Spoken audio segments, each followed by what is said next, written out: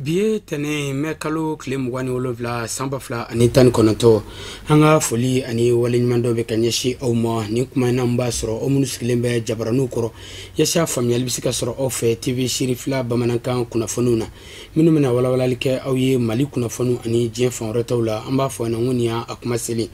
bakruba kuna fonuna sa femi aseido Sheriff Ousmane Madan Haidara kasangani mali islamo ka nyamaya o kalfale ala maba chama ani musu demsen ani mabakoro kabo Bamako sigida galela kerenkerenla uka sigida mi namba famako bankoni jankine bugu yasa kana fuli ani barkada ke karamogo Haidara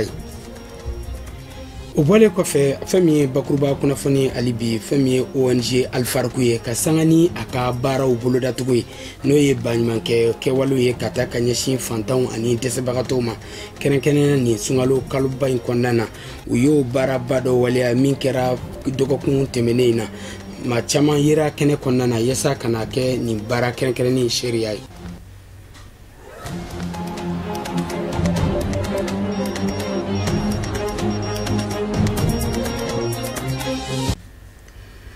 Kaufo ka walimando Shirifla Jabrani matrafalila anya irawla kafo ko bi bamanankan kunafoni abe daminani Mali al-Islamo ka nyemaba no ho conseil islamique du Mali manyema a Seyde Sheriff Ousmane Madan Haidara islamaya demento ansaru nyejoro ma ba chama kabo Bamako sigida galela kerenkerenela bankoni jankine bugula che ani musu demsen ani mabakoro u belajele farla nyokon ka kana inyeda a Seyde Sheriff Ousmane Madan Haidara kan ka sabuke Mali al-Islamo ka nyemaya o kalfale membama yasa ka deme barain absika nya abolo tukumna ka dugawu ani barkada ke karamogo Haidara anga nyini kala sedunyari ngabila kale Musa Fomba fe anga nyamada ka sorolofe la nyini kunde do wara ye ka bo bangoni ma nyemaw yoro na fora bangoni ma nyemaw dine nyemaw ladala nyemaw muso nyemaw demisene nyemaw olu de farala nyonga ka se Mali silamatonga fara nyonga jakuluba ho conseil islamique du Mali ma nyema silamaya demeto ansaru nyejo yoro a Seyda Sheriff Ousmane Madan Haidara mo ka jirala ka fo olu dodo wa olu dode tara ko ke silamaya nyema baye Mali jamana kono bawo a Seyda Sheriff Ousmane Madan Haidara keme ka bisimila mine bangoni jangina bugula sanja mangodu uye dugo udonge jango bara mingali fara ala silama ufe Mali kono akase ka bara inge ka se adala nya suna anna nanga kramo ke fo ka barkada sabula jamana do ni dana da kan ka ke o conseil nyamoy amunye dugu tiguye amunye dugu demsenunye amasiki kofe anna na ka fo ala munya dama ka bunya dama ambo ala dele ala ka asakro ala ka naka demba sutura ala ka sutura dairema niya ya dirama madama ka kalana no gateme Mali bekande amba don ko dona de do amba bismillah ya domina ni biche anya ye ko karanga na femu mbala ko bilaba ala tadla ambe o ala deli femu kalfarala ala ka sakoro ala ka anyuma dama ala ka korotali ka nay ala ka na sutura ala ka dugu yirwa ala ka dugu don deme ala ka bedeme ala ka barka du jamana la ka barka du jamana dembela Mali silamatonga fara nyonga jakuluba ho conseil islamique du Mali manyema silamaya demeto ansaru nyajoyoro a Seyda Sheriff Ousmane Madan Haidara ya jira ka korofo ula kafo wale mingera nisodia kodo wabibla mina mingono sigi nyonya de sebe koro jambe bangoni ngaw ni nyonje asorola ka dugo donge ga nyashi bangoni ki adine nyamaw aladala nyamaw muso nyamaw ni demiseni nyamaw mo ani bangoni sigida de bela jele ki bi se ka ja ka ki yiri wachugo mi o kera zamzami yu kala nyinunye Mali Islamé nyamogo ka farangon kan jakuluba ne ho conseil islamique du Mali ma nyama Islamé demento ansaru nyejoro a Seydo Sheriff Ousmane Madan Haidara ka sangani aka sambioro ani nani soroli nyanyani wi Islamé demento ma chama kabo Bamako fan chama krenkrenla jakulu mi namba wole ko la main de l'espoir no oye jakulu ye o kelembe ku tikedi nyogoma yesa soro ani yirwa obe sabati Mali nana tugumna unana foli ani barkada ke a Seydo Sheriff Ousmane Madan Haidara anga nyini kala lutu sidibi ka sorolo do ngabila kale Musa Fomba fe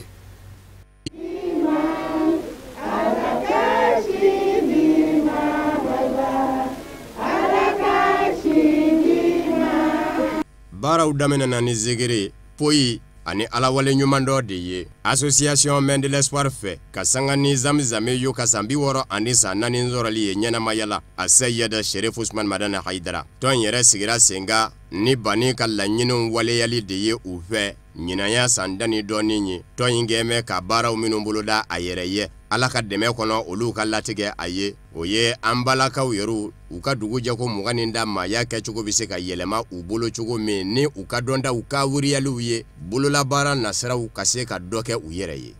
ayiwa bi an bɛ yan bi hukumu kɔnɔ o de ye an karamɔgɔ ye Asir Sherif Usman Madani Haidara ale ka san 60 ni san 4 anniversaire an bɛ yan o hukumu de kɔnɔna la ka na o ɲɛnamaya a fɛ bisuna association la main de l'espoir fɛ n'o ye musow ka jigiya bolo bon hakilila min y'an bila nin na o tɛ dɔwɛrɛ ye an karamɔgɔ kanu kɔ depuis an ka dɔgɔ an bɛ tɔn in na an bɛ karamɔgɔ nɔfɛ an ka ɲɛnamaya bɛɛ ɲɛsin an karamɔgɔ kanu de ma n'a dɛmɛli de ma a ka baara la donc depuis o wagati la depuis an bɛ kalandenya la an bɛ nin baara in na a ka ca san 10 kɔli bi an bɛ nin baara in na nɔfɛ donc fo kana se bi ma komi an tɛ ekɔlidenw ye bilen an ye association de sigi donc la main de l'espoir donc sisan san o san la main de l'espoir de fana bɛ na ka na anniversaire in kɛ comme d'habitude an bɛ a kɛ cogo min na donc san o san an b'a kanu ka laada in wuli an bɛ o sira de kan lajɛlifɛnw ngɛrɛngɛrɛnnen a Seyida Sherif Usman Madani Haidara ye tɔ fɛ bani y'a ka nisɔndiya jira ka bonyamasegin kɛ ka ɲɛsin an balaka ninnu mɔ association main de l'espoir kɔnɔ ni ka laban ka dugawu kɛrɛnkɛrɛnnen kɛ u ye an bɛ Ala fo ka Ala barika da ka Ala wale ɲuman dɔn ka an baw fo ani cɛ minnu faral'u kan nin baara in na an ka foli b'u bɛɛ ye nin tɛ ko kura ye an bɛ san caman de la nin baara in na denmisɛn ninnu ne b'u fo mɔgɔ minnu ko an y'i kanu Ala kama an bɛ waati min na Ala kama kanu ka dɔgɔ kosɛbɛ denmisɛnnin ninnu k'a ta depuis kunun fɔ bi u ye layidu min di a ma bɔrɔtɔ san o san dɔ de bɛ fara a kan an bɛ dugawu k'u ye k'a ɲini Ala fɛ hɛrɛ bɛ Ala de bolo Ala ka hɛrɛ k'a n'u ye si ni kɛnɛya ni labanko ɲuman bɛ Ala de bolo Ala k'a d'an n'u ma an bɛ dugawu k'u ye minnu furula u la yarabi Ala k'u ka furu sabati Ala k'u n'u cɛw bɛn Ala ka den barikama d'u ma minnu ma furu an b'a ɲini Ala fɛ Ala ka cɛ ɲuman d'u ma Ala ka sigiyɔrɔ ɲuman d'u ma cɛ minnu b'a la an b'a ɲini Ala fɛ Ala ka muso ɲuman d'u ma an bɛ dugawu kɛ minnu bɛ kalan na Ala k'u ka kalan dafa hɛrɛ la minnu tilalen don Ala ka baarako nɔgɔya u ye Ala ka n'aw sutura a y'an kanu Ala kama yarabi Ala k'a yɛrɛ kanu yarabi a bɛɛ kun ye alijinɛ ko min Ala k'o nɔgɔya n'aw ye Ala ka n'an fɔ a kɔ Ala k'o k'an ye Ala kira bonya kama Ala k'o k'an ye a yɛrɛw kama Sɔle ala rasul. An b'aw ladɔnniya k'a fɔ ko in kɛra bonya ani karama ni nisɔndiya ni munyamunya de kɔnɔ ka hali bi a Seyida Sherif Usman Madani Haidara ka san 60 ani san 4 sɔrɔli ɲɛnamaya la o min kɛnɛba sigira sen kan mɛ kalo tile 12 tɛmɛnen an dala ye ACI 2000 Palais des Sports la ka hali bi k'a ɲɛnamaya an bɛ jɛ ka dugawu don kɛ san 2020 mɛ kalo tile 12 Ala k'o jira an bɛɛ lajɛlen la. Ni ye laada ye Bamakɔ ansaru ka bɔ Bamakɔ fan bɛɛ lajɛlen fɛ waati ni waati u b'u ka laadala sigili kɛ n'an b'a fɔ fɛn ma ko traditionnel assemblée générale a sigili ba in kɛra karido mɛ kalo tile 26 san 2019 a kɛra Bankɔni Jankinɛbugu la Sherifla misiriba kɔnɔna na lajɛrɛ in ɲɛmaya tun bɛ Mali alisilamɛw ka ɲɛmaba n'o ye a Seyida Sherif Usman Madani Haidara silamɛya dɛmɛtɔ ansaru ɲɛjɔrɔ an ka ɲininikɛla Fatumata Kane a n'a ka jatala Baba Keita Sherifla Jabaraniso tɔgɔ la an ka jɛ ka ɲɛmadenw ka sɔrɔlaw fɛ. Kari tɛmɛnen ni o bɛnna lahɔrɔma kalo tile 22 don ma ni o ye sunkalo ye Bamakɔ section ansaru ye u ka laada kɔrɔ bɔ a da fɛ ni u ka kalosa réunion laadaw lakilenni ye u k'o ma ko tɔnba sigi u bɔra Bamakɔ sigida 6nan ani a nɔkandugu bɛɛ lajɛlen na ni kana u ka layidukan talen dɔw bɔ a sira fɛ walasa ka se ka jɛɲɔgɔnya siraw banba u yɛrɛ damaw ni ɲɔgɔn cɛ ni ɲɔgɔn ka lahalaw dɔɔni ye ani ka fɛn caman wɛrɛw da yira ɲɔgɔn na tɔn yɛrɛ ɲɛtaga siraw kan kɛrɛnkɛrɛnnenya na u ka baara minnu ni o kɛra kalo tɛmɛnen ka se kalo kura baara bolodalenw ma ko baw fɔlɔfɔlɔ ye an ka karamɔgɔ ka anniversaire o labɛnna cogo min na bon kɔfɛ Asani ka Seydina Asani ka anniversaire min bɛ kɛ ni an balakaw b'o labɛn du kɔnɔ yan bon an banna ale fana kan an ba tani ale fana ye suntigɛba min labɛn karamɔgɔ ye bonyaba minnu kɛ n'o ye Elayi Bunanyangi ka tile 40 dugawu kɛ la a ye balo bɔrɛ 200 400 min di bon an banna o fana kan ni lajɛrɛba in min ni a kɛra sababu ye ka komitew ani sous-section fara ɲɔgɔn kan ɲɛmayaso da sera kuma camanw ma kɛnɛ kan i n'a fɔ lajɛrɛba bolodalen minnu bɛ u bolo ni o dɔ ye Tamani Ziyara ye n'o kan ka laɲɛnamaya ka bɛn juin kalo tile 8 nata ma ɲɛfɔli kɛra o baara bolodalenw kan ka sangani ni ɲɔgɔn kunbɛba in ye Tamani ni o ye Seydi Cherif Ousmane Madani Aidara bangedugu ye ɲɛmayaso ye weleda kɛ ka ɲɛsin Ziyaradenw kelen-kelenna bɛɛ lajɛlen ma Mali kɔnɔ ani Mali kɔ kan ladilikan min ni o bɛ ta ka ɲɛsin u ma Fédération Ansardine International fɛ jan ka se ka to olu la kɛrɛnkɛrɛnnenya na dumunikow ta fanfɛla ka taa se Tamani bada yɛrɛ koliw ma ani fɛn caman wɛrɛw an ka bi sigi a point kumaba o belebeleba dɔ ye Ziyara min bolodalen bɛ n'o bɛ bɛn kalo kura n'o ye juin kalo ye a tile 8 ma ni Ala sɔnna ɲinan an y'a labɛn ka ɲɛ kosɛbɛ parce que comme farafin kalo ko don sama-samali b'a la mais ɲinan ɲɛmɔgɔ ye labɛn kɛ k'a fɔ o bɔra la ɲinan Ziyara bisimilali o ye juma ye n'o bɛ juin kalo tile 7 ma Ziyara yɛrɛ ye samedi ye n'o bɛ juin kalo tile 8 ma o la comme Tamani an ka duguba de an karamɔgɔ bangedugu don an k'an ka Tamani bonya hali ni Ziyara yɛrɛ tɛ o la ɲɛmɔgɔyaso bɛ laɲinikan min kɛ tɔndenw ye tɔndenw fara kanubagaw kan ani mɔgɔ mɔgɔ bɛ bɔ yɔrɔ yɔrɔ ka taa Ziyara la i mana kɛ diɲɛ yɔrɔ yɔrɔ an b'a ɲini mɔgɔw fɛ an ka taa dɔɔni dɔɔni parce que kodɔnna y'o de fɔ ko n'i b'a fɛ ka se joona k'i bɛ taa dɔɔni dɔɔni o la ladilikan ye kelen san o san an bɛ segin a kan n'an ye san 100 k'a la an bɛ segin a kan parce que an b'a dɔn n'o kelen faamuyana ko bɛɛ bɛ dilan mɔgɔw ka taa dɔɔni dɔɔni walasa an ka se secogo ɲuman na an ka taa Ziyara kɛ basigi kɔnɔ k'a kɛ bonya kɔnɔ k'a kɛ lafiya kɔnɔ mɔgɔ si ka tɔɔrɔ kana se mɔgɔ si ma k'a daminɛ wuliyɔrɔ la fo ka taa se seyɔrɔ la fo ka taa i segin ka na mɔgɔ si ka tɔɔrɔ kana se mɔgɔ mɔgɔ ni mɔgɔ mɔgɔ yɛlɛlen sen kan a fɔ a tigi ka yafa i ma an bɛɛ ka taa basigi kɔnɔ ka taa Ziyara kɛ dabaga minnu bɛ yen ka taa dugawu k'u ye Seydi Cherif Ousmane Madani Aidara y'a ka nisɔndiyaw yira ka sangani ni sigi in ye wa a y'a yira ka kɔrɔfɔw la k'a fɔ ko a ti sɛgɛn a ti ɲina a fɔli la ko Ansardine Islamiya ye an dabama yɛrɛ ka tɔn kɛrɛnkɛrɛnnen ye wa ko ale kunna wololen don ni a ka kalanden ninnu ye a tilala ni ka wale ɲuman dɔn kɛ ka ɲɛsin u ma ka sangani u ka wulikajɔ baaraw ye ni ka sɔrɔ ka cɛsiri laɲini u fɛ hali bi ka labanna ni ka sɔrɔ k'i da don sunkalo bonya ni a karamaw la ka olu ɲɛfɔ an bɛ aw ladɔnniya k'a fɔ ko lajɛrɛ kun cɛra ni dugawu donba ye ka ɲɛsin alisilamɛ bɛɛ lajɛlen ma an b'a fɔ ko Ala ka san caman Ziyara yira an na ni don kɛrɛnkɛrɛnnen min tara ka ɲɛsin kunnafoni di ani bilasirali ma ka ɲɛsin Bamakɔ sigida ɲɛmɔgɔw a marabolo ɲɛmɔgɔw n'a dugutigilakaw ani maabaw caman minnu bɛ Bamakɔ kɔnɔna na n'a hakilina ɲuman bɔra minisiriso min sigilen bɛ maliyɛn minnu sigilen bɛ Mali kɔ kan n'an b'u wele ko maliyɛn de l'extérieur a hakilina ɲuman bɔra olu an'u dɛmɛbaga jɛkulu n'o ye organisation internationale pour la migration bakuruba la OIM n'a kun ti dɔwɛrɛ yaasa ka malidenw minnu bɛ tunganata kanuna ɲɛsira cɛjugu fɛ ka hakilina d'u ma u k'a dɔn k'a fɔ ko sɔrɔ ani yiriwa o bɛ se ka kɛ an fɛ Mali kɔnɔna na lajɛrɛba in kɛra sibirido mɛ kalo tile 25 san 2019 Bamakɔ sigida gale mairie kɔnɔna na an ka ɲinikɛla Sajo Sidibe a n'a ka jatala Seydou Ɲare an ka ɲɛmadaw ka sɔrɔlaw fɛ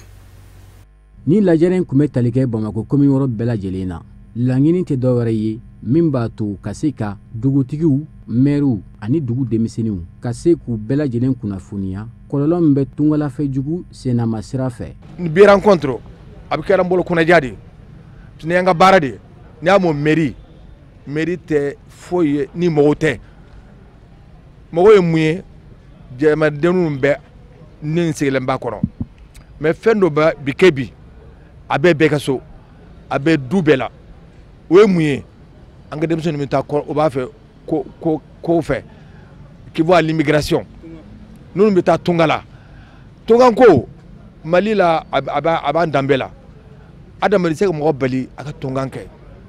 mais état fana responsabilité b'a bolo n'a bɛ ɲɛ i taara tunga na i t'a fɔ maa si ye parfois i t'a fɔ i ka somɔgɔw yɛrɛ e de bɛ taa mais l'état a le devoir ale fana ninnu bɛ taa maliyɛn dɔw ni karisa y'u sɔrɔ i b'a dɔn a ye maliyɛn sɔrɔ ni malien kana sara mali bɛɛ de bɛ touché c'est pour ça état fa disposition dɔ ta ani partenaire dɔ ye ONG ni ONG de lui dépend du ministère o b'a lajɛ ka sensibilisation kɛ o ka sensibilisation o ye maa caman ye koyi mais cette fois k'u bɛna mairie kɔnɔna la parce que mairie i bɛ bɛɛ sɔrɔ yen. anw nisɔndiyalen bɛ ni nin lajɛ ye sɔgɔmada in na an fɛ commune 1 mairie kɔnɔ yan projet in ka baara la parce que fɛn don an b'a kibaruya mɛn radio la an b'a ye télévision na an ka maliyɛn denmisɛnw ni jamana wɛrɛ denw u bɛ sasa cogo min na u bɛ tɔɔrɔ min ye jamana kɔnɔ an bɛɛ sigilen bɛ na wa an ɲɛ b'a la an tulo b'a la donc ni projet nana sigi sen kan min b'a to hali ni denmisɛnninw ma ɲa taali kɔ u ka taa tacogo ɲuman na o ka fisa tacogo fasɔnya dɔ ye kɔnɛ minnu kumana ka kɔn ɲɛ u y'a yira cogo min na taama in ma daminɛ bi kabini diɲɛ dara taama bɛ yen nɔ parce que i sigiyɔrɔ la n'o gɛlɛyar'i ma i bɛ wuli ka taa fan wɛrɛ fɛ a dɔw b'a la i bɛ t'i ka hɛrɛ sɔrɔ mais a dɔw b'a la i bɛ se ka taa kasara sɔrɔ mais o bɛɛ balalen don Alahu Taala la donc an kɔni bɛ dugawu don kɛ jamana ye projet nin bɛ baara min kan k'a kɛ nin ye an b'a ɲini Alahu Taala fɛ Ala k'a koɲɛ sabati k'a ɲini denmansaw fɛ denmisɛnnin min n'a ma kalan ɲa u k'u jija u ka métier kalan n'u ye métier kalan hali n'u taara jamana kɔnɔ a ka ca Ala fɛ a dɔw bɛ se ka métier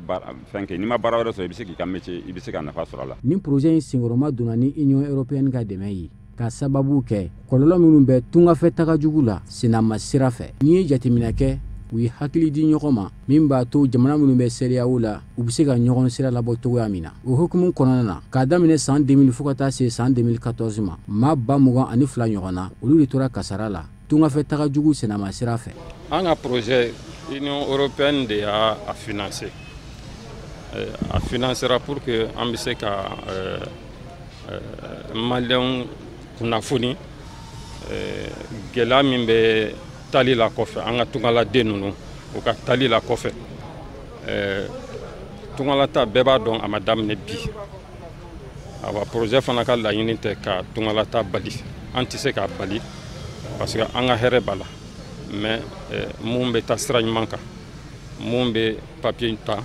u bɛ visa sɔrɔ u bɛ avion ta u bɛ taa n'a y'a jateminɛ nin san dama nin kɔnɔ ka bɔ san 2014 na ka na san 2018 la maa 17,000 de tora ji la an b'a ɲini maliyɛnw fɛ vraiment u bɛ se ka taa an yɛrɛ tɛ se k'u bali taali la tungarakɛw tɛ bali taali la mais n'u bɛ taa u ka taa sira ɲuman kan. nin kun labɛnbaw sa u y'a jira k'a fɔ u na fɛɛrɛ bɛɛ lajɛlen kɛ min b'a to nin lasigi bɛ se ka kɛ Bamako commune 6 bɛɛ lajɛlen na cogoya min na maaw bɛ se ka faamali sɔrɔ a kow kan. i n'a fɔ an y'a yira la cogo min na an ka bakuruba kunnafoniw kɔnɔna na jɛkuluba min bɛ an ka jamana kɔnɔ n'an b'a wele ko ONG Alifaruku ka sanga ni a ka baɲumankɛ baaraw ye kɛrɛnkɛrɛnnenya nin sunkalo barikamaba in kɔnɔna na ka dɛmɛ caman ta ka ɲɛsin alisilamɛw dɛsɛbagatɔw ani fantanw ma yasa u ka se k'u yɛrɛ dɛmɛ cogo na o baaraba in dɔ waleyar'u fɛ dimanche don mai kalo tile 26 san 2019 ka balo caman k'o ta k'o ɲɛsin fantanw ma min musaka bɛɛ lajɛlen bɛ t'i jɔ sɛfɛwari $11,000 o n'a nɔngafɛn ma an ka ɲinikɛla Sadio Sidibe ani Ibrahima Kulibali Serifila Jabarani tɔgɔ la an ka jɛ ka ɲamadu ka sɔrɔlo fɛ.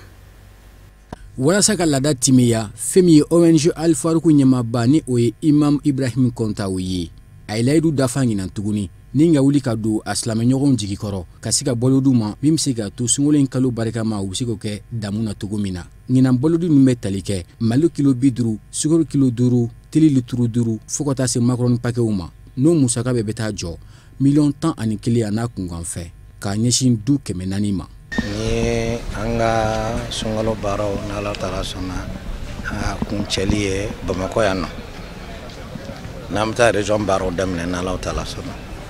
bi baara in ye mɔgɔ 400 de garisɛgɛ sɔrɔ a la an mɔgɔ 400 ni maa 150 b'a la minnu ye tɔɔrɔ sɔrɔ san nali min kɛra kɔsa in na n'a sera ka tɔɔrɔ tiɲɛ commune caman na fɔ niw tora a la nafolow tora a la sumanw tora a la sow bɛnna a la donc maa caman sɔrɔla a la minnu ma hali siyɔrɔ t'u bolo dumuni t'u bolo ministère y'an contacté an b'u remercier kosɛbɛ u y'u ka baara kɛ u ka seko ye min o y'o kɛ mais baara in bonya kosɔn o besoin bɛ ONG wɛrɛw ka baara la surtout le Conseil national de l'action humanitaire cadre kɔnɔ ministre ye min président ye n'o ye vice président ye kalifa ne ma donc o baara kɔnɔna na ministre y'an contacté a n'a ka collaborateur ko Angel Faroukou bɛ se ka min k'a la bien avant a y'a sɔrɔ an ka baara nɔgɔyara nka an ko nin baara in tɛ se ka tɛmɛ n'a ma dɔ k'a la donc an ye tike 150 an y'o laɲini o ka se ka se victime ninnu ma tike kelen bɛɛ lajɛlen suma malo kilo 50 tulu litiri 5 sukaro kilo 5 ani macaroni kilo 5 o bɛɛ farala ɲɔgɔn kan a ménage 400 n'o ye victime d'inondation mɔgɔw ye ani victime wɛrɛw donc a bɛɛ faralen kan a bɛ ka miliyɔn 10 kɛlɛ ɲɔgɔnna ma. Nisɔndiya ani foli o de kɛra maa minnu garijɛgɛ donna nin bolo ninnu na ka ɲɛsin ONG Al Faroukou ma. ONG Al Faroukou san o san a bɛ fɛn organiser ka dɛmɛ di mɔgɔw ma sunkalo kɔnɔna la donc o hukumu kɔnɔna la mɔgɔ caman b'a sɔrɔ o b'a di mɔgɔw bɛɛ de ma donc o hukumu kɔnɔna la ni dɔ sɔrɔ ja min bɛ na vraiment b'u fo kosɛbɛ u ka baara nin na a bɛna min ɲɛ a bɛna ko ɲɛ ne ye parce que n bɛ taa n'a ye ka denbaya fɛnkɛ n'a ye. Kabini san 1994 fɛn min ye nin cakɛda in ye ni o ye ONG Al Faroukou ye ale kalikan ye walasa dɛsɛbagatɔw olu bɛ se ka dɛmɛ cogo min na min b'a to dɔ bɛ se ka b'u ka musakaw la cogo min na ka se ka diɲɛnatigɛ in balo nɔgɔya u fana ye. Kuma caman samiyɛ fɛ gɛlɛyaw waati fɛ Al Faroukou ni an ka ministère de la solidarité u bɛ baara kɛ ɲɔgɔn fɛ ni gɛlɛya fɛn o fɛn y'an sɔrɔ gouvernement mana wuli waati o waati u bɛ wuli hali yɔrɔ min bɛ ni gouvernement ma se yen nɔ o fana bɛ se yen nɔ u mɔgɔw mɔgɔ dɛmɛ se tɛ mɔgɔ minnu ye dɛmɛba tɛ mɔgɔ minnu na a b'olu dɛmɛ fana u bɛ baara kɛ cadre caman kɔnɔ a kɛ ka kɛ sumandi ye ka kɛ misirijɔ ye ka kɛ waridi ye surtout min b'an touché falatɔ minnu bɛ yen nɔ u bɛ falatɔ ninnu fana u bɛ caman bɛ yen u b'olu parrainer a ka ca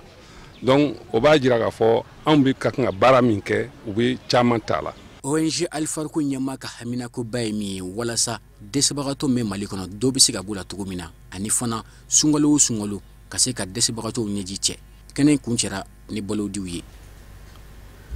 Fanga ni jɛkulu Parti pour la restauration des valeurs du Mali bakuruba la PRVM Fasoko ka sanga ni a ka baaraw bolodacogo ye a ka bolofara min bɛ Bamakɔ sigida gale la u y'a kanu ka balodi ani suntigɛ belebele dɔ labɛn ɲɔgɔn fɛ min kɛra sibirido mɛ kalo tile 25 san 2019 a kɛra sikɔrɔninkaw ka sinima soba kɔnɔna na waleya in a fɔra kosɛbɛ sikɔrɔninkaw bɛɛ lajɛlen fɛ baw u y'a yira k'a fɔ nin t'a siɲɛ fɔlɔ ye nin fanga ni jɛkulu n'o ye PRVM Fasoko ye sanga ani waati u ka wuli ka dɛmɛ ko ta ko ɲɛsin sigidalamaw ma an ka ɲininikɛla Mariyetu Jalo an ka ɲamada ka sɔrɔlaw fɛ. Ka kɛɲɛ ni an bɛ kalo min na n'o ye sunkalo kalo ɲɔgɔn dɛmɛ ani hinɛ ɲɔgɔnna kalo ye PRVM Fasoko ka bolofaraba min bɛ commune 1 kɔnɔna na nin ye laada y'u bolo a bɛ san caman bɔ sikɔrɔni sinɛmasɔn kɔnɔna na nin kɛnɛ in bɛ sigi yen nɔ ka dɛmɛ ta ka ɲɛsin muso filiyatɔw ma ani maa lujuratɔw ka taa se maa dɛsɛlenw ma. San o san nisɔndiya de bɛ ta ka commune 1 mɔgɔ bɛɛ lajɛlen sɛgɛrɛ. Vraiment bi mɔgɔw bɔra a diyara n ye an b'a ɲini Ala fɛ Ala ka ni ɲɔgɔnnaw caya dɛmɛ do dɔrɔn ŋaniya yira do ŋaniya min banna Ala de b'a dɔn mais ko bɛɛ dɔn dɔn de ni y'an seko ye mais ni Ala sɔnna an bɛ ka laɲiniw fɛnɛ ɲini k'olu la sabati n'olu fɛnɛ don fɛnɛ n'a dugu fɛnɛ jɛra waleya fɛnɛ bɛ na quartier kɔnɔna na o tɛna dugu commune 1 mɔgɔw la. San o san sunkalo la ka se ka dɛmɛ ta ka ɲɛsin an balima mun ni Ala y'u lajarabi fɛnɛ bana la ani minnu bɛ ni saya serew ma muso cɛsabatɔw ani denmisɛnnin falatɔw yatimɛw ka se ka dɛmɛ kɛ ka s'u ma sunkalo kɔnɔna la pour que ni silamɛ bɛɛ lajɛlen bɛ se ka sunkalo kɛ ɲɔgɔn fɛ cogoya min na donc an b'o kɛnɛ de ka wula in na bon ɲinan musaka ni ko i b'a fɔ a ka ca dɔɔni parce que a ma se ka fara ɲɔgɔn kan a dira de gauche à droite mais Ala kɔni sɔnna an sera ka mɔgɔ 68 ka se ka sukaro di olu ma ɲinan donc ani ka mɔgɔ 14 fana n'o ye parti yɛrɛ kɔnɔna la minnu cɛsirilen don ka se ka olu fana laja ni o ye donc n'i y'a bɛɛ fara ɲɔgɔn kan a bɛ t'i jɔ mɔgɔ 82 jate la. Bon nisɔndiya bɛ na ni kɛnɛ sigilen parce que nin t'an kɛnɛ sigiko fɔlɔ ye Ala sɔnna a ma sunkalo sunkalo an y'a ɲini Ala fɛ ka se ka nin kɛnɛ sigi ka se ka ŋaniya yira kɛ muso cɛsabatɔw ye ani dɛsɛbaatɔ kelen-kelen minnu b'an ka quartier kɔnɔ an'an kanubaga minnu yɛrɛ fɛnɛ bɛ yen nɔ ka se ka ŋaniya yira k'u la sunkalo o sunkalo komi sunkalo dabɔlen don ɲɔgɔn dɛmɛ kalo le kama ani ɲɔgɔn a se ko yira ɲɔgɔn na silamɛya kalo don donc o kalo barika in kama san o san o de kama an bɛ nin kɛnɛ in sigi ka se ka ŋaniya yira kɛ mɔgɔw la o tɛmɛnen kɔfɛ ka accompagner ni suntigɛ min fɛnɛ n'an ni silamɛw fɛnɛ bɛɛ lajɛlen bɛ jɛ k'o kɛ ɲɔgɔn fɛ ka suntigɛ organiser parce que mɔgɔ o mɔgɔ n'a bɛ jɛ k'a bolo dumuni minɛn kelen kɔnɔ o de ka di Ala ye donc an y'a dɔn in remise in kɔfɛ an bɛ accompagner ni suntigɛ fɛnɛ ni Ala sɔnna ma an bɛna don suntigɛ la sisan donc san o san kɔni a ka d'an ye dɔ ka se ka fara ko in ka cogo bɛɛ lajɛlen na an ka se ka seko k'u ye min ka bon ni nin bɛɛ lajɛlen ye. Maa minnu garisigɛra nin dɛmɛ in na u ka nisɔndiya u ma dogo u ye duwawu ani foli ni waliɲuman dɔ ta k'a ɲɛsin nin baara in kɛbagaw ma. Bon ɲinan ta alhamdulillah an bɛ se k'a fɔ n ko ɲinan ta nisɔndiya kosɛbɛ parce que ɲinan ta yɛrɛ y'an sɔrɔ cogo min na waati gɛlɛya kama a ye wele ka sukaro kilo 10 ni kilo 5 d'i ma vraiment a b'a sɔrɔ i bɛ wagati min yɛrɛ la a bɛ don i ni ko camanba de cɛ ni Ala ka jɛn. Bon folikan min bɛ ne bolo ani duwawu o de ye nin fɛn in filɛ yɔrɔ min na sisan an bɛ Ala de deli Ala ka dɔ fara a kan halisa mɔgɔ min bɛ kɛmɛ d'i ma san o san i bɛ duwawu de k'a ye san o san Ala bɛ se ka garisɛgɛ ɲuman d'a ma cogo min na a bɛ se ka caman d'i ma halisa wala an bɛ o duwawu de k'u ye u ka nafolo Ala kana ta yɔrɔ lankolon yan Ala ka garisɛgɛ ɲuman d'u ma halisa u ma ɲinɛ an kɔ cogo min Ala kana ɲinɛ o fana kɔ ten tɔ Ala k'u sɔn halisa o folikan de tun bɛ ne bolo ka f'u ye. An nisɔndiyara bonya diyara an y'a bɛn n'a ma an bɛ bɔ k'aw ka ɲɛmɔgɔ fo ka Aliyu fo ka Alasani Sise fo olu de ye anw bɔ a kalama an b'olu fo k'u barika da a taara nafolo min Ala ka n'o ban a bɛ ɲini min na ɲuman na Ala k'a nɔgɔya ye a bɛ sira min Ala k'a n'an kisi an karamɔgɔ Ala k'a mɛn an ye Ala ka si jan d'a ma ka kɛnɛya d'a ma jamana ɲɛmaaya min dira a ma Ala k'a kɔrɔta Ala k'a wasa Ala k'a jigi tugu diɲɛ ani lahara ci b'a kanu kosɔn sirifu hɔrɔma kama sɔlila rasulu. Tiɲɛ yɛrɛ la a ye ne nisɔndiya parce que silamɛya ko an ka hinɛ ɲɔgɔn na an ka ɲɔgɔn dɛmɛ bon ne nin kɛra dɔrɔn i balima silamɛ i kelen ka fitinin min d'a ma n'i ye belebele sɔrɔ don min i b'a ladiya n'o ye o de ye nisɔndiya kosɛbɛ yɛrɛ de. Dɛmɛdi baara bɛɛ lajɛlen kɔfɛ u n'u jɛra ka sun tigɛ ɲɔgɔn fɛ ani ka duwawu kɛ ɲɔgɔn ye min b'a to san wɛrɛ u ka se ka fɛn kɛ min ka bon ni nin ye. Laseli in tun bɛ ka kɛ Amadu Jalo fɛ o fana b'an sɛnsɛn ka taa diɲɛ fan wɛrɛ kunnafoniw na minnu bɛna lase aw ma Musa Fɔnba fɛ.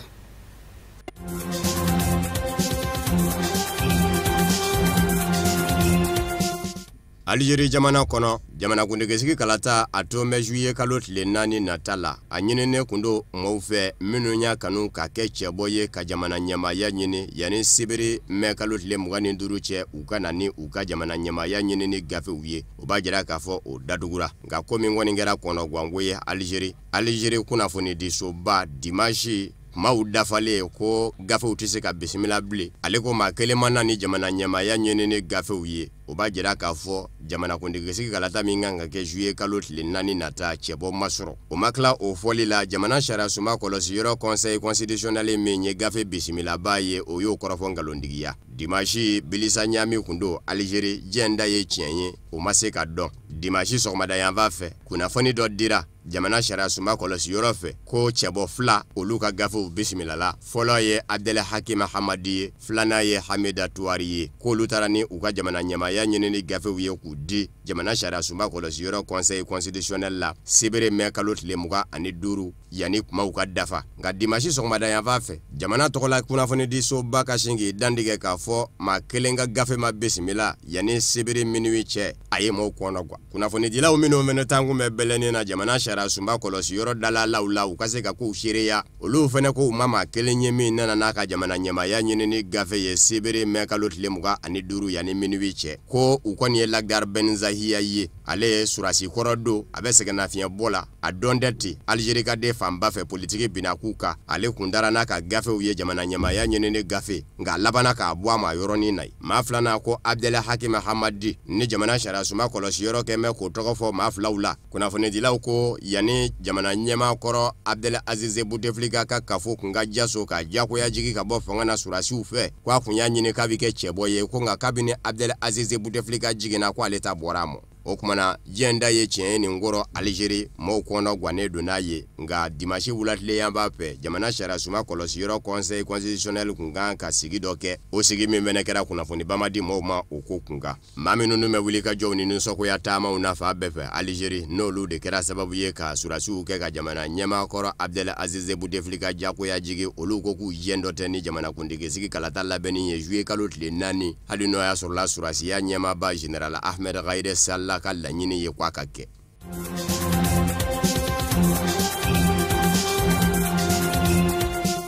Diɲɛselekɛnani tɔnba Nations Unies ɲɛma Antonio Guterres ka ciden min bɛ Libi ka denw yɛrɛdama ni ɲɔgɔn cɛ manga ba ni surunani do la ni Liban jamana den do ko Hassan Salame a bilama tɛ ka filɛ ni ɲɛɲuman ye Maréchal Khalifa Haftar fɛ Maréchal Khalifa Haftar min ye jamana kɔrɔyanfa gouvernement tobere ko gouvernement kɛlɛ disi ye n'a lakodɔn tɛ diɲɛselekɛnani setigi jamanaw fɛ a ye kunnafoni di dɔ kɛ Faransikaw ka gafe la gafe min bɛ wele ko journal du dimanche ka diɲɛselekɛnani tɔnba Nations Unies ka surnani donba Hassan Salame sebekɔrɔ bɔrɔndɔ a ko kɔsada in na Hassan Salame tari jɔ diɲɛselekɛnani tɔnba Nations Unies jabala la Amérique duguba la New York diɲɛselekɛnani tɔnba Nations Unies ɲɛmayaso Conseil de sécurité jamana 15 ma ɲɛmaw ɲɛkɔrɔ k'a jira k'a fɔ Libi jamana bɛ cogo min na bi k'a bɛ ka taa siya woloma kɛlɛ de ye a ko Hassan Salame ma da o ma k'a ko kɛlɛ min filɛ nin ye Libi faba Tripoli dala ni Maréchal Khalifa Haftar n'a ka kɛlɛcɛw kɛmɛ ka bi Tripoli ka ko fɔ Fayez El Sarraj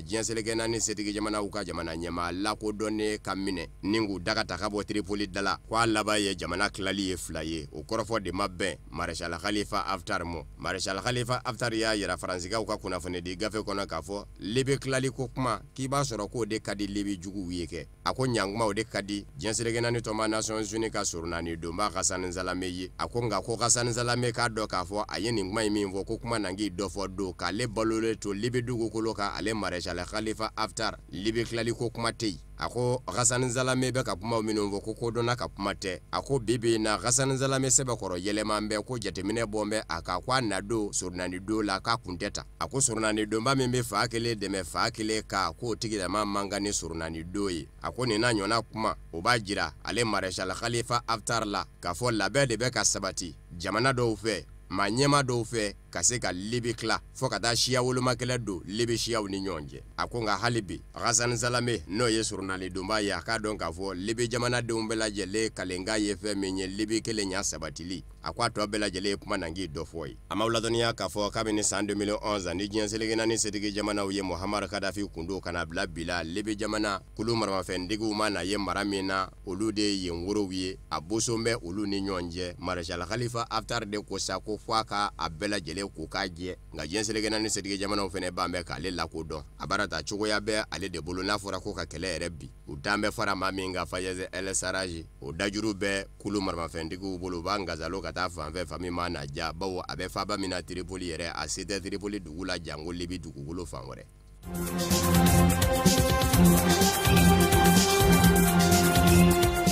maa 30 ɲɔgɔnna de bɔnɛna ani na jikan gasara senfɛ min kɛra sibiri tɛmɛnen Kongo Kinshasa jamana kɔnɔ kɛrɛnkɛrɛnnen ɲɛna a tilebiyanfan fɛ jisiraba min bɛ wele ko Lakamayindombe kɔrɔfɔ in sɛmɛn dira dimanche jamana ɲɛmaw ye a yira k'a fɔ maa 100 ani maa 80 ni maa 7 sera ka kisi nka maa ɲini bɛ senna hali bi bawo maa 30 minnu bɔnɛna u ni na don nataw la a bɛ sɔn ka caya n'o ye kunnafoniw y'a yira k'a fɔ kuru min dafirila maa 350 ani 50 de kun bɛ a kɔnɔ jisiraba in sanfɛ ni o ye Lakamayindombe Ndombe ye dɔw y'a yira fana k'a fɔ maa hakɛ tɛ se ka dɔn kurun kɔnɔ maa la bawo maa bɛ maa la olu dɔw sɛbɛnfura ko gwɛlɛya bɛ u la yanni u ka taa sɛgɛsɛgɛ lakana tigilamaw fɛ u b'u dɛn ka don kurun kɔnɔ k'u dogo yɔrɔ la sɛgɛsɛgɛli sen man di yɔrɔ min n'o dun kɛra kurun na kurun min nkɔnɔ jɛnya tɛ tɛmɛ mɛtiri 15 kan a kɔnɔ bonya tɛ tɛmɛ mɛtiri 6 kan k'o laban bɛ dafiri Mayindombe maire ale ko ale bɛ sinsin yɔrɔ min kan o ye kurun yɛrɛw cogoya de ye ji kan bawo kurun ninnu bɛ dilan ni jiri fɛrɛnw de ye wa jiri ninnu u mana mɛn ji la u bi laban ka toliden labɛn ti kɛ kuma si k'u kurakuraya k'o de bɛ na n'a kasaraw ye a ma ladɔnniya k'a fɔ avril kalo min n'an bɔra o la o jamajɛ maa 15 fɛnɛ ni tiɲɛna ji la o cogo la jisiraba dɔ sanfɛ ko Lake Kivu jamana kɔrɔ yanfan fɛ Goma mara la o don jamana ɲɛma Félix Tshisekedi taalen i sen jɔ kasara kɛnɛ kan a kun y'a jira k'a fɔ leki min bɛ se ka kɛ sababu ye ka niw kisi ni mana leki do k'a to i la ni kuru kɛra dafirinfɛn ye i bɛ fogo ji sanfɛ u k'a ma ko gilet de sauvetage k'o donni bɛ kɛ wajibi ye.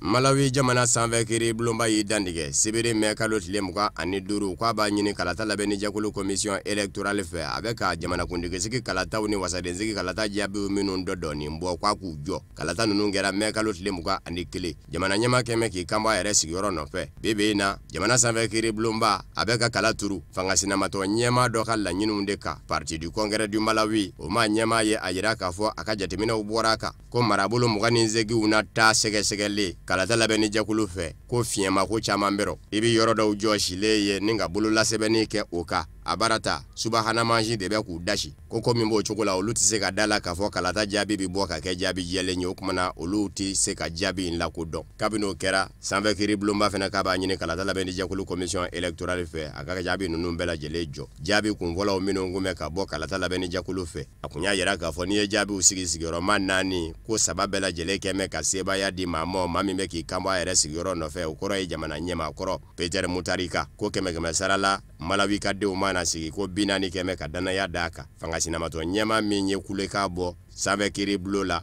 n'o ye Lazarus Chakwera ye ko 100 sarala Malawi ka denw mana sigi ko 35 kɛmɛ ka danaya da o kan. Maa sabanan o ye jamana ɲɛma danga Saulos Shilima ye Malawi ka denw mana sigi 100 sarala ko 18 kɛmɛ ka danaya da o kan. O y'a yira k'a fɔ kuma nangi dɔ fɔ y'o ye ɛlɛni jaabiw minnu bɛ ka bɔ nin ye k'a bɛɛ lajɛlen ka bin ko barisabu ka da kan ko gwɛlɛyaba bɛ jaabiw bɔ cogo la n'a fɔra ko ale ta ka kɛ maa 18 ye 100 sarala Malawi ka den sɔrɔli la k'a tɛ jɛ n'a ye.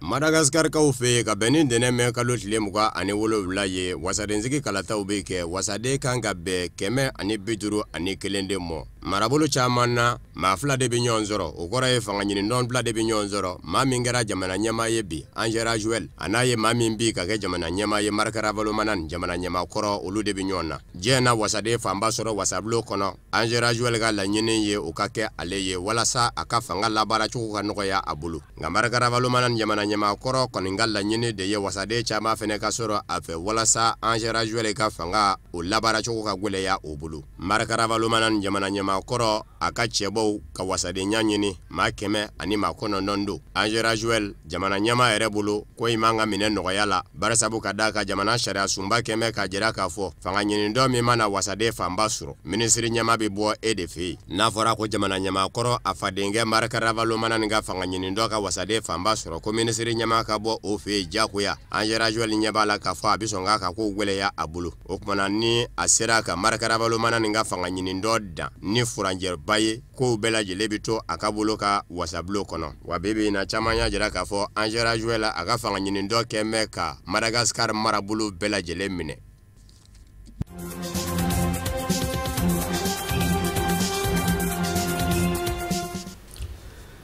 walasa o fana bi dansiri bi bamanankan kunnafoni sɔrɔ n'o la min na bɛnna kalasaw ma kunnafoni di so ɲɛmaayaso fɛ ka kɛ ni kuma in ye aw ni ce aw ka ɲamadali fɛ aw k'an bɛn sini ni waati kelen na.